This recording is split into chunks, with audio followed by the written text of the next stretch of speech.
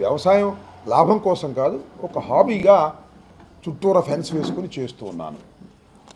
దానికి హఠాత్తుగా నేను జైల్లో ఉన్న సమయంలో నాకు చెప్పారు, కొంత సర్వే పేరుతో రహస్యంగా వచ్చి అవన్నీ కూడా చెక్ చేసుకున్నారు నేను లేని సమయంలో.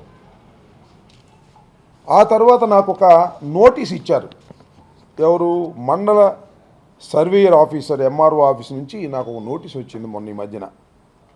దానిలో ఏమన్నారంటే,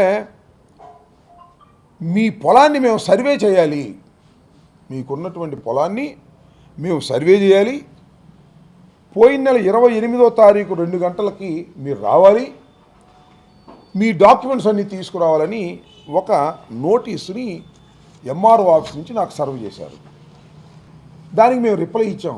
సర్వే చేయటం ఏంటి, ఎవరు చేయమన్నారు, ఎందుకు సర్వే చేస్తున్నారు, నేనన్నా సర్వే చేయమని అడగాలి, లేదా నా పక్క పొలం వాడైనా కలిసిందండి రాంబాబు గారి దానిలో సర్వే చేయమని అడగాలి.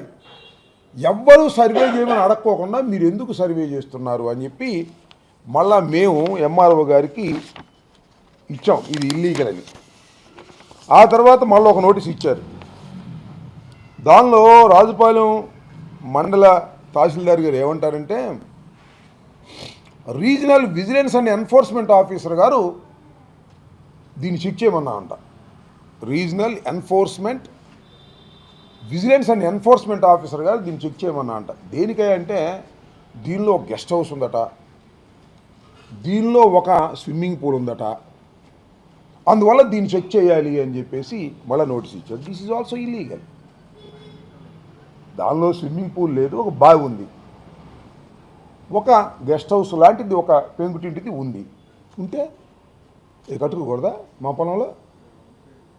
అది తప్ప? What is this? అంటే హెరాస్మెంట్ చేస్తారా మమ్మల్ని? సర్వేలు చేస్తారా వచ్చి రౌడీజంగా? లీగల్గా రావాలా. రీజనల్ ఎన్ఫోర్స్మెంట్ ఆఫీసర్కి నా పొలానికి సంబంధం ఏంటి?